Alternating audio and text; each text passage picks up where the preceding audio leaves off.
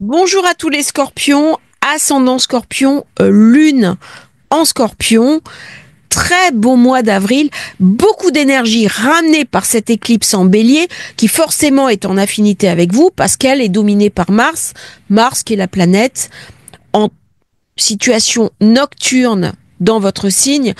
Les scorpions sont personnes très martiennes, très actives quand elles acceptent de sortir leur énergie vers l'extérieur. Secteur 6, travail, quotidien, comment on s'accroche, on lance ses projets, on croit en soi, très bonne période pour trouver du travail, travail qui va durer, revoir son quotidien, revoir ses priorités, revoir son organisation de vie. Vous allez être impacté pendant plusieurs mois. D'autant que Mars était rétro, donc forcément, grosse conséquence dans votre vie, il y a plein de choses à changer, il y a plein de choses qui ne vont plus, et le scorpion évolue par crises successives. Donc là, vous êtes en train de faire une crise positive, ne laissez pas vos angoisses prendre le dessus, vous submerger, vous avez Pluton en 4, ça peut amener des inquiétudes dans la maison, on peut être déstabilisé aussi dans sa maison par des personnes, par des critiques, par son quotidien, mais réglez les problèmes de votre quotidien, c'est très important. Éclipse très puissante, Mercure redevient direct le 7 avril, vous allez vraiment pouvoir en profiter. Mail, organisation, création, communication, tout ça, c'est des thématiques très scorpions pour ce mois d'avril. Nous avons maintenant la pleine lune qui se déroule, bien entendu, dans le signe du Bélier. Importante pour vous, elle est dans votre secteur 12. On va parler de votre mère. On va parler du transgénérationnel. On va parler de votre inconscient. On va parler aussi de votre hyper-vulnérabilité, hypersensibilité et de comment vous percevez le monde dans cette espèce de folie qui habite le monde. Et vous avez la conscience fine des enjeux plus qu'un autre signe. Vous ressentez à l'intérieur de vous les risques et les menaces. Et ça peut vraiment vous handicaper dans votre vie personnelle parce que le scorpion est aussi le signe des peurs, le signe des phobies et on peut facilement se laisser rattraper par ces peurs et ces phobies pour peu qu'on ait la lune dans le secteur de vos ombres. C'est donc une période idéale pour alchimiser les ombres, pour ne pas nier aussi ces difficultés, ces souffrances. On a un T carré Lune-Mars, Mars-Soleil, et on s'achemine aussi vers l'opposition Mars-Pluton, fin du mois, qui sera exact. Donc c'est un mois entre deux eaux. C'est un mois où il y a beaucoup d'énergie, beaucoup d'intensité, beaucoup de positivité. Vous n'avez pas de planète qui vient poser problème dans votre vie, mais c'est plutôt un climat où on peut facilement se sentir en insécurité, en difficulté. Donc, vous êtes invité à laisser de côté ce qui vous mine, ce qui vous ronge, éliminer les problèmes transgénérationnels, régler les soucis et utiliser ces énergies de puissance pour régler certains de vos problèmes en vous faisant confiance. Vénus redevenu direct, c'est très positif. Mercure rentre dans le Bélier le 16. Ça ramène de la passion. Possibilité de rencontrer un amour dans son travail, dans le sport. Vous faites du sport, vous allez dans les salles de sport, on peut rencontrer quelqu'un. Quelqu'un qui va devenir important dans votre quotidien. C'est une période assez affective pour les personnes qui sont scorpions. Elles peuvent tomber amoureuses, elles peuvent réinventer leur vie personnelle. Très bonne période. Nous avons le soleil qui rejoint le taureau à partir du 20. Eh bien, ça vient me parler du couple. Ça vient me parler de l'association. Ça vient me parler du partenariat. On peut retomber amoureux, on peut faire des projets de couple, on peut se mettre en couple, on peut se paxer. très bonne période pour signer des contrats, pour avoir des accords, pour embaucher des personnes, se faire embaucher. Si vous avez envoyé des CV, très très bonne période pour être recruté. Regardez ce qui se passe au niveau des associations, des partenariats.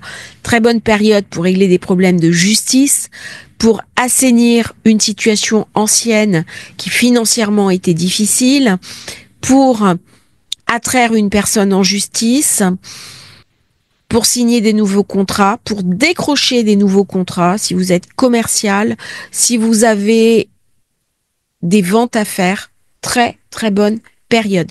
Fin du mois, beaucoup d'intensité. Vous avez la lune noire qui est dans votre signe. Alors forcément, elle va vous mettre à nu. Vous n'allez plus pouvoir faire semblant avec vous-même. Vous allez être invité à vous regarder en face. La meilleure qualité que vous pouviez développer dans cette période, c'est d'une part accepter votre vulnérabilité, en faire une force, accepter votre sensibilité, en faire une force, mais aussi vous remettre en question, être malléable.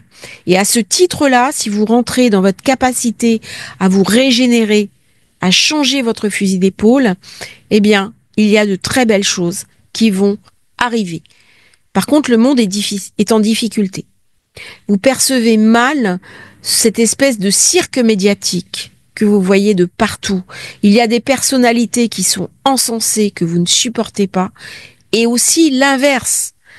C'est comme si vous voyez au-delà du visible. Et du coup, ça peut vous marginaliser, ça peut aussi créer chez vous une forme de souffrance, une forme d'incompréhension par rapport aux autres en vous disant « je ne comprends pas qu'ils ne voient pas la vérité ». Donc du coup, on se sent isolé dans sa propre croyance, dans son propre rapport au monde, et ça peut être douloureux à vivre. Avec Algol conjoint à Uranus, qui est la planète aussi du Scorpion, on a Pluton, on a Mars, on a Uranus, forcément, on a envie de trancher la tête de Méduse. Mais pour ça, il ne faut pas la regarder dans les yeux. Ça vient me parler aussi des mémoires transgénérationnelles. Quand j'ouvre les cercueils, si je passe trop de temps à regarder le contenu, à un moment donné, c'est comme Méduse, ça va venir non seulement me fasciner, mais ça va venir me dévorer, ça va m'attaquer. C'est un peu comme un serpent, en fait. Donc là, attention, parce que cette pleine lune est très chargée. Elle est surpuissante. J'ai Mars qui est passé en Lion le 19 avril. Du coup, ramène beaucoup de feu, beaucoup d'intensité. C'est votre secteur 10.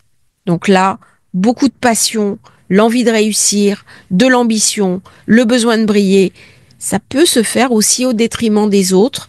Attention à garder votre éthique. Vous pouvez aussi recevoir des commentaires négatifs d'autres personnes, des jalousies, parce que au vu de votre qualité d'investissement et de votre courage, eh bien, certains peuvent se sentir déstabilisés, envieux ou même jaloux. Du coup, dans cette période-là, on peut être un peu fragilisé dans ses relations aux autres et ça va être très important de prendre du recul. Reposez-vous un peu, prenez quelques jours parce que Neptune qui est passé en Bélier ramène trop d'énergie et il va falloir un petit peu de temps pour intégrer ces énergies. Alors, tant que Scorpion peut avoir l'impression de voler, tellement on est porté, tellement on est dans une dynamique positive, tellement on a confiance en soi, mais attention quand même parce que le burn-out peut aussi survenir, d'autant que Vénus arrive en Bélier, ça ramène aussi beaucoup de force, beaucoup de puissance. C'est le secteur 6.